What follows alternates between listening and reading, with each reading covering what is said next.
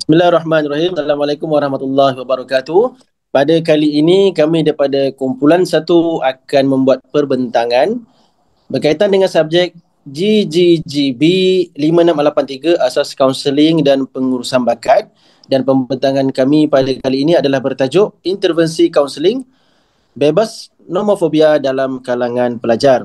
Sebelum saya meneruskan perbincangan atau perbentangan ini, saya akan memperkenalkan ahli-ahli kumpulan saya terlebih dahulu. Baik, untuk ahli kumpulan saya pertama adalah saudara Muhammad Ikmal bin Kusnedi, P147863. Ahli kumpulan saya kedua, saudara Muhammad Ilyas bin Ismail.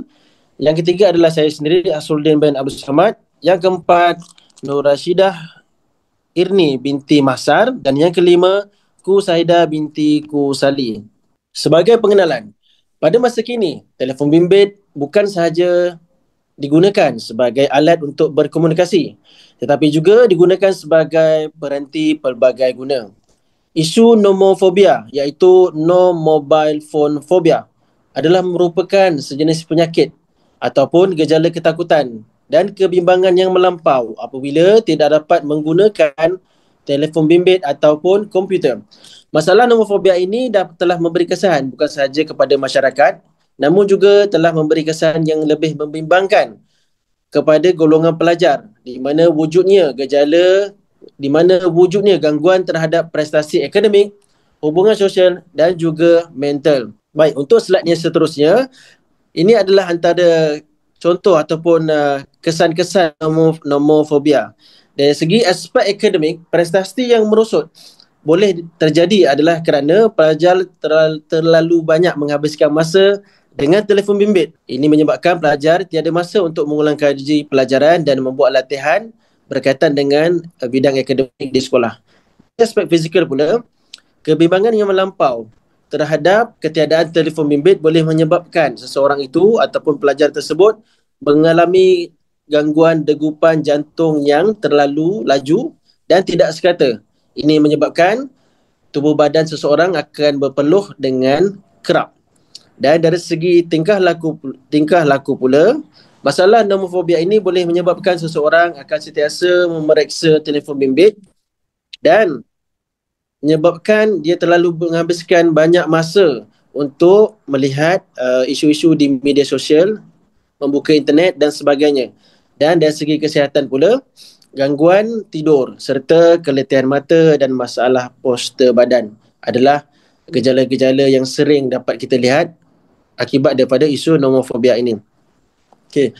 Dari segi kesan terhadap kesihatan, untuk slide yang seterusnya ini adalah kesan terhadap kesihatan, iaitu cahaya biru ataupun blue light yang dikeluarkan daripada skrin telefon bimbit menyebabkan pengeluaran hormon melatonin yang berlebihan dan menyebabkan gangguan terhadap kitaran tidur seseorang. Selain daripada itu, sindrom teknek iaitu sindrom tubuh badan yang membungkuk merupakan juga salah satu daripada kesan daripada nomofobia itu. Dan yang ketiga pula adalah isu digital eye strain iaitu keletihan mata juga merupakan kesan. Dan seterusnya, kelemahan otot-otot tubuh badan yang menyebabkan kesakitan terhadap sendi-sendi tubuh badan, dan akhir sekali isu anxiety yang boleh berlaku akibat daripada isu nomofobia.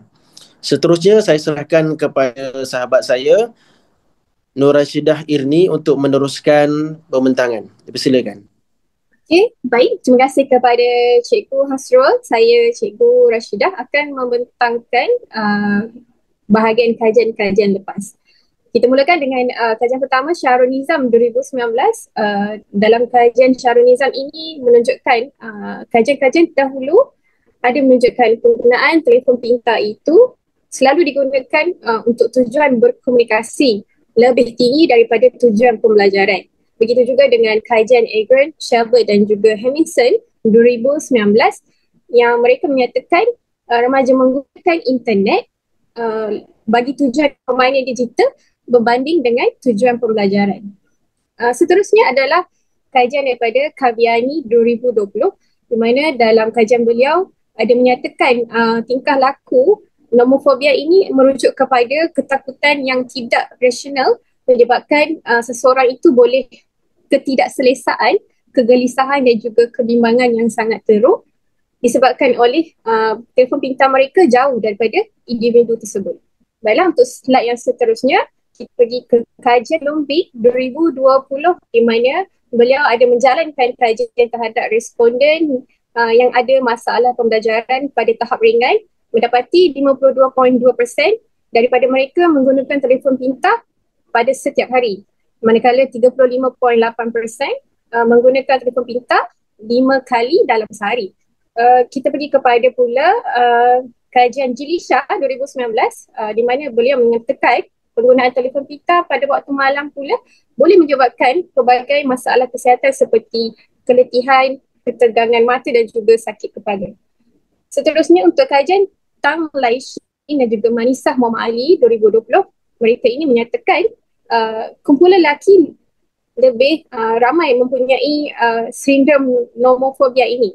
Dan seterusnya pula adalah untuk kajian Labaika Fadilah, Eli Nurhayati dan juga Khairuddin Bashori 2021.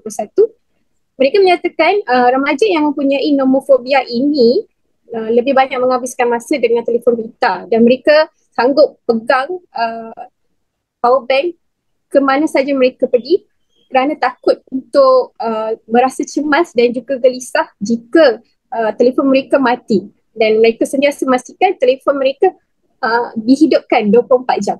Okey, untuk kajian yang seterusnya pula adalah Wan Nur Najihah Madin 2022, di mana dalam kajian beliau ada menyatakan faktor utama nomofobia yang berlaku dalam kalangan pelajar adalah untuk mereka ingin menghilangkan tekanan dan juga menghilangkan kebosanan dengan bermain permainan di dalam komputer dan juga ikuti dengan terpengaruh dengan rakan sebaya.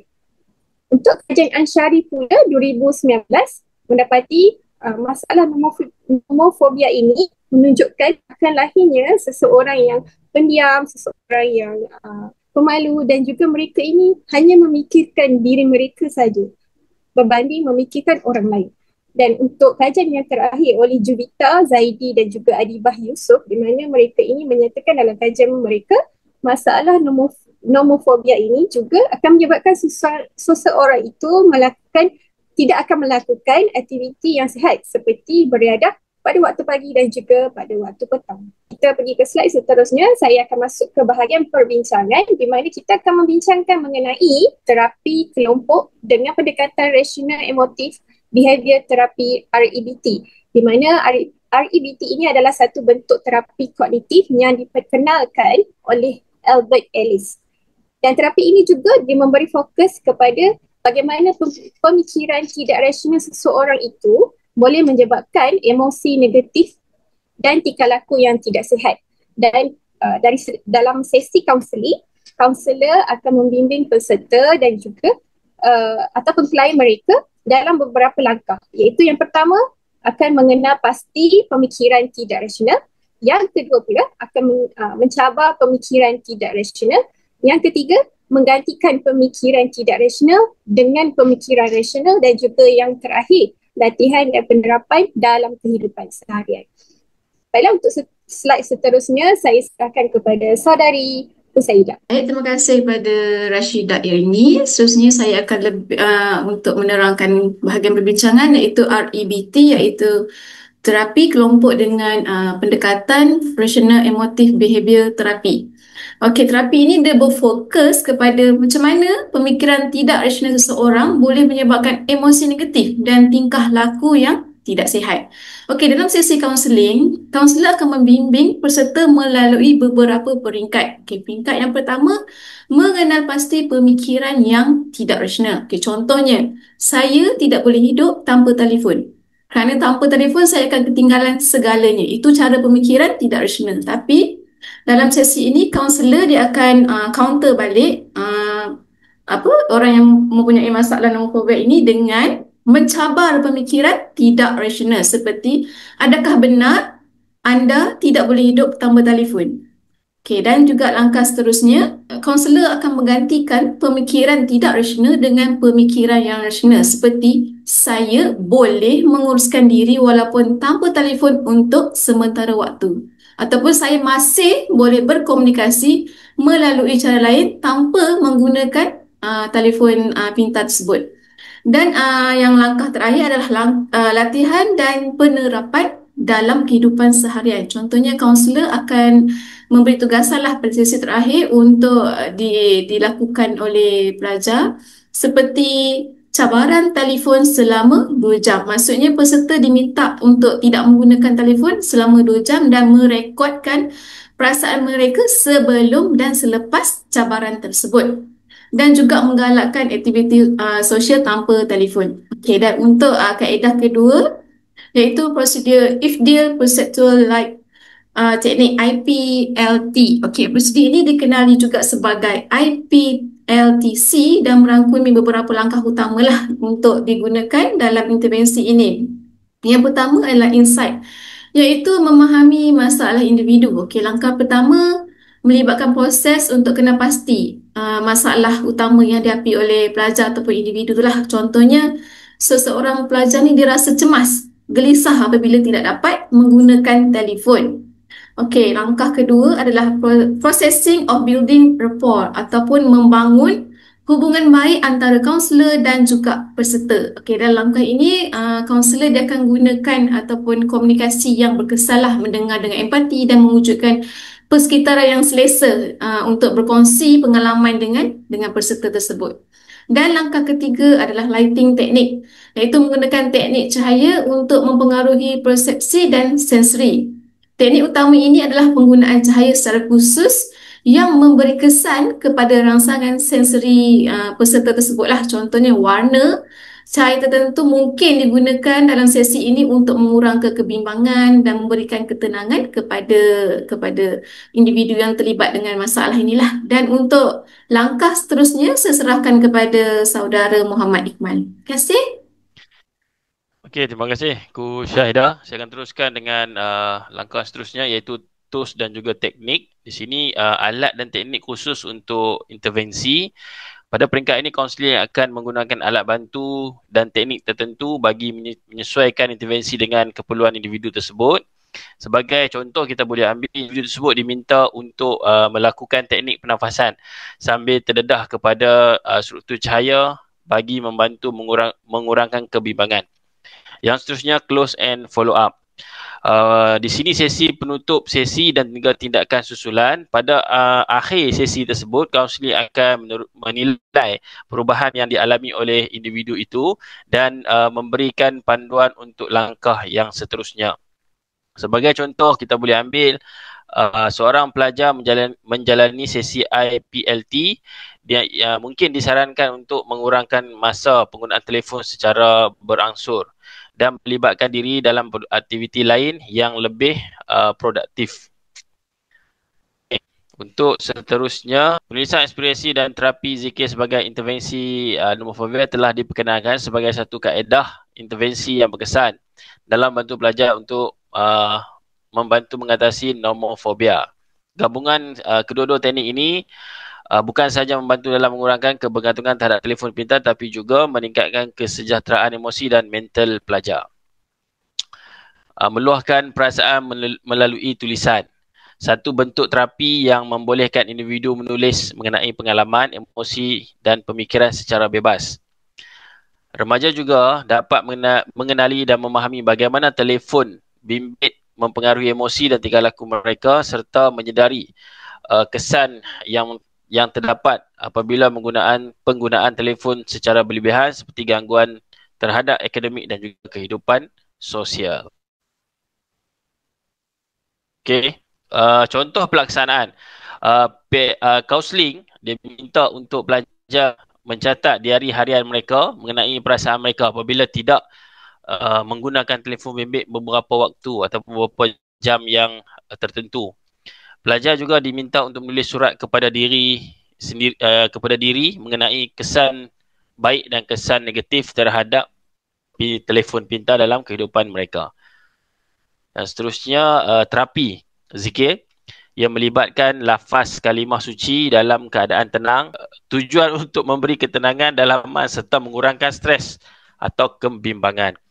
Sebagai contoh, pelajar itu digalakkan untuk melakukan zikir selama beberapa minit setiap kali mereka merasakan keinginan yang kuat untuk menggunakan telefon bimbit tanpa sebab yang jelas.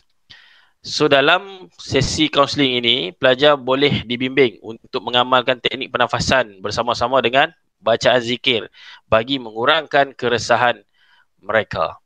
Saya akan serahkan slide yang seterusnya kepada Muhammad Ilyas. Terima kasih Cikgu Ikmal atas pembentangan yang sebentar tadi. Saya, Cikgu Ilyas, akan meneruskan pembentangan ini mengenai implikasi dan cadangan.